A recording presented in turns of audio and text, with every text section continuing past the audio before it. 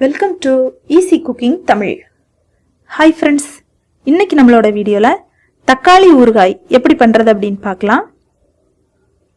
அதுக்கு முன்னாடி நம்மளோட சேனலில் நீங்கள் என்ன சப்ஸ்கிரைப் பண்ணலைன்னா ரெட் கலர் சப்ஸ்கிரைப் பட்டனை கிளிக் பண்ணி சப்ஸ்கிரைப் பண்ணுங்கள். கூடவே வேறு பெல் ஐக்கானையும் கிளிக் பண்ணிக்கோங்க. நாங்கள் அப்டேட் பண்ணுற வீடியோவை உடனுக்குடனே நோட்டிஃபிகேஷனில் தெரிஞ்சுக்கலாம். தக்காளி ஊறுகாய் பண்ணுறதுக்கு என்னெல்லாம் தேவை அப்படின்னு பார்க்கலாம். நான் இன்னைக்கு 1/4 கிலோ அளவுக்கு நாட்டு தக்காளி எடுத்துருக்கிறேன். இதை சின்ன சின்னதாக கட் பண்ணிக்கலாம். ஒரு எலுமிச்சம்பழம் அளவுக்கு புளி, 1/2 டீஸ்பூன் பெருங்காயத்தூள், வெந்தய பொடி 1/2 டீஸ்பூன். வெந்தயத்தை நல்லா பொன்னிறமாக வறுத்து பொடி பண்ணி ஒரு 1/2 டீஸ்பூன் எடுத்து வச்சிருக்கிறேன். 1/2 டீஸ்பூன் மிளகாய்த்தூள், 1/4 டீஸ்பூன் மஞ்சள் தூள், கொஞ்சம் கடுகு, தேவையான அளவு உப்பு, கொஞ்சம் நல்லெண்ணெய். ஊறுகாய்க்கு நல்லெண்ணெய் தான் நல்லாயிருக்கும், அப்போ தான் ஊறுகாய் கெட்டு போகாமலும் இருக்கும். இப்போ ஒரு 4 டீஸ்பூன் அளவுக்கு நல்லெண்ணெய் சேர்த்துட்டு நம்ம வெட்டி வச்சுருக்கிற தக்காளியை உள்ளே சேர்த்துடலாம். ஊறுகாய்க்கு கட்டாயமாக நாட்டு தக்காளியில் பண்ணுங்கள், அப்போ தான் ஊறுகாய் நல்லாயிருக்கும். கொஞ்சமாக உப்பு சேர்த்துக்கலாம்.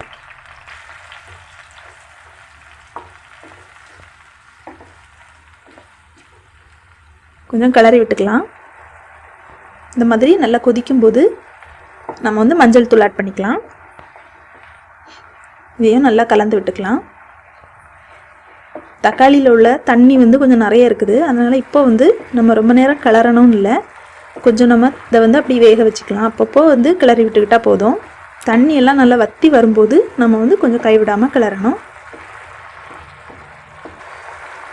பாருங்க, இப்போ பெருங்காயத்தூள் கொஞ்சமாக சேர்த்துக்கலாம். 1/2 டீஸ்பூன் எடுத்து வச்சுருந்தோம், அதில் கொஞ்சமாக இப்போ சேர்த்துருக்குறோம். இனி மீதி இருக்கிறத நம்ம கடைசியாக தான் சேர்க்கணும். நல்லா கலந்து விட்டுக்கலாம். இப்போ புளியை சேர்த்துடலாம்.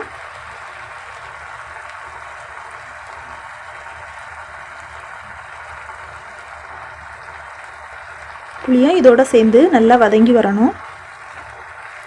இதையும் நல்லா கலந்து விட்டுக்கலாம்.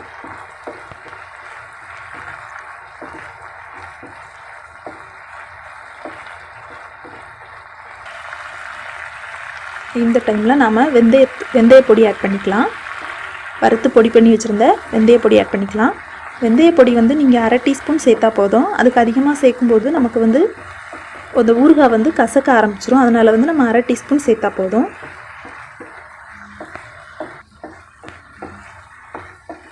நல்லா அந்த மாதிரி கிளறி விட்டுக்கலாம்.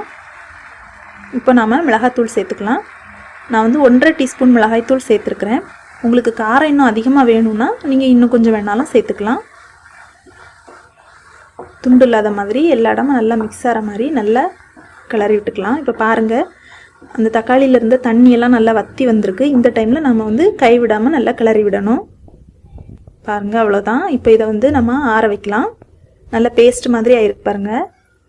இப்போ நல்லா ஆறின பிறகு நம்ம இதை ஒரு மிக்ஸி ஜாரில் ட்ரான்ஸ்ஃபர் பண்ணிவிட்டு இதை தண்ணி சேர்க்காமல் நல்லா பேஸ்ட் மாதிரி அரைச்சி எடுத்துக்கணும்.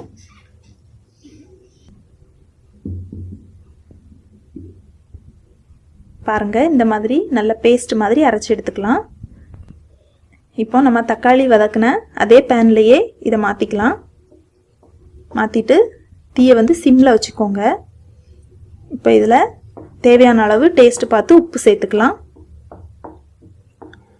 தீ சிம்மில் இருக்கட்டும்.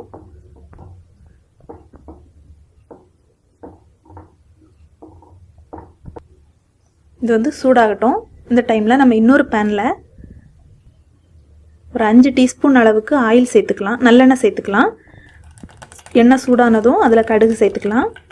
கடுகு நல்லா பொரிஞ்ச பிறகு நாம் வச்சுருந்த பெருங்காயத்தூளை உள்ளே சேர்த்துக்கலாம். கரிஞ்சிடக்கூடாது. பாருங்கள், இப்போ இதோட சேர்த்துடலாம்.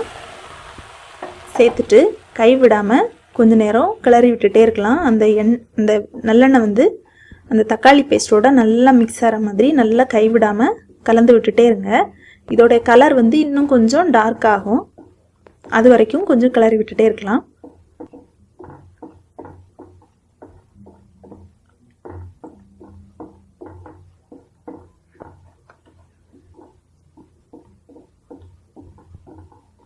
ஒரு 5 மினிட்ஸ் இந்த மாதிரி கைவிடாமல் கிளறி விட்டுட்டே இருங்க.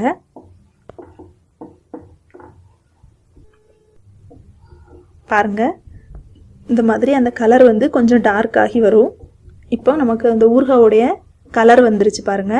அந்த எண்ணெய் எல்லாம் நல்லா பிரிஞ்சு வரும். அவ்வளோதான், நம்மளுடைய ஊறுகாய் தயாராயிடுச்சு. நம்ம ஊறுகாய்னாலே எலுமிச்சம்பழம், மாங்காய் இல்லைன்னா நார்த்தங்காயெலாம் நம்ம வீட்டில் பண்ணுவோம். தக்காளி ஊறுகாய் வந்து நம்ம பொதுவாக வீட்டிலலாம் ரொம்ப பண்ணியிருக்க மாட்டோம். இது வந்து பண்ணுறதுக்கு ரொம்ப டைம் எல்லாம் ஆகாது, ரொம்ப ஈஸியாகவே பண்ணிடலாம். நீங்களும் இதை வீட்டில் செஞ்சு பாருங்கள். இதை நீங்கள் ஃப்ரிட்ஜில் வச்சு யூஸ் பண்ணணுன்னா 2 மாதம் வரைக்கும் நீங்கள் இதை யூஸ் பண்ணிக்கலாம். இது வந்து தயிர் சாதத்துக்கு நல்லாயிருக்கும். வெறுமனே சாதத்தில் கூட இதை போட்டு பிசைஞ்சு சாப்பிட்றதுக்கு அவ்வளோ சூப்பராக இருக்கும்.